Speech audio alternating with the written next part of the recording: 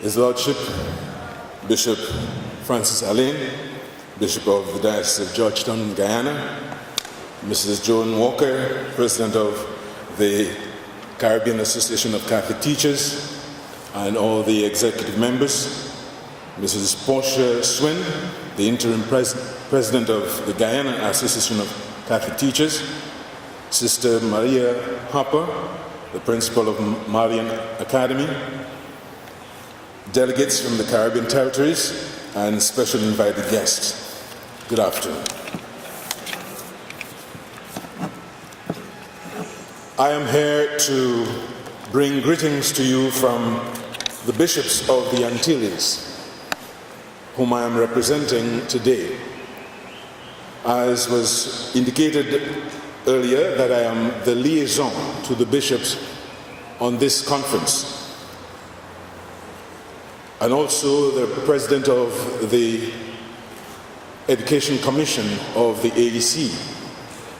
The bishops have seen it fit to appoint bishops in the various commissions and organizations in the church, and to have liaison relationship between the other groups and the AEC. And here I just happen to be the one representing the Caribbean Association of Catholic Teachers. The bishops have done so because they put such value to education, and because they see education as very basic to our evangelical agenda, our mission as church in the Caribbean. You will know that the church in the Caribbean has made great efforts in educating the people of the region. And the bishops of the region certainly would not rest in presenting for us the means by which we can achieve that end. And so this is the reason why I am here today, to represent the bishops. And I want to make reference to part of my message in the booklet written for the 23rd Biennial Conference of the Association of Catholic Teachers, which I think fitting to reflect on. In the second paragraph I have that it cannot be doubted that over those 47 years of its existence, CAT has provided the forum for intellectual, social, spiritual, and recreational encounters about which many and former participants can fondly reminisce. One of the things for which we could pride ourselves as a Caribbean people is the ready camaraderie which happens when we meet, despite our diversity.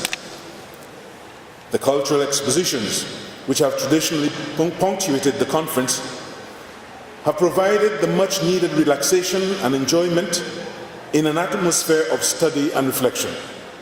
However, challenges have never been lacking in making CAT the context where they can be brought to a common table and receive at least some deliberate attention. We have witnessed over the years a weakening in the ethos of our Catholic schools, manifested in, one, the lack of fervor among Catholic educators in the witness of the faith. This is partly due to the lack of attention given to personal growth in the faith by teachers. Secondly, the multiplicity of religious persuasions within the ambit of our educational influence, even in the traditional Catholic territories like ours.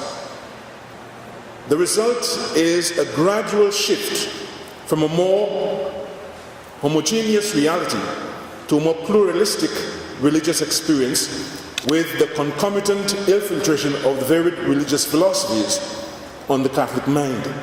And thirdly, the secularist, materialistic, and hedonistic trends of the present age, which affect the general religious sentiments of the region. These and more have provided and continue to provide ample food for CACT's consideration. The theme of this year's conference, Catholic Educators as Agents of Change in the Caribbean, is particularly apt for a close examination of the challenges we face in the region, including those mentioned above. Most urgent for CACT's discussion and the reflection of individual teachers is the way we see ourselves as Catholic educators. We should naturally ask ourselves individually, what do I have within myself to bring to the table that will significantly affect the life of those entrusted to my care, and to be a witness in my teaching or to my teaching colleagues and others?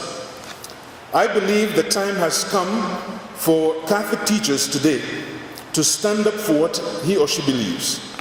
The level of spiritual lukewarmness among our Catholic teachers is much too rampant.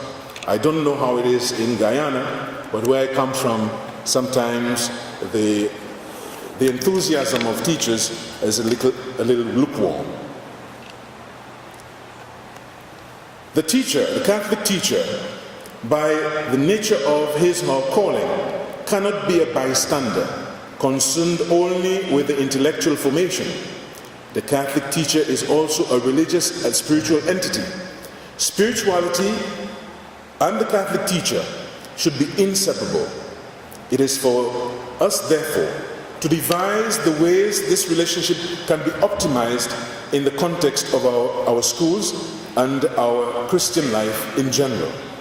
I pray that this year's conference provides for us a real opportunity to develop or enhance the means to truly become agents of positive change in our schools and in our society. And so I take this opportunity to thank the organizers of this conference, the executive, and especially the local people who have been quite welcoming to us, and so far we have been enjoying our time, and I certainly look forward to a very successful conference. I thank you.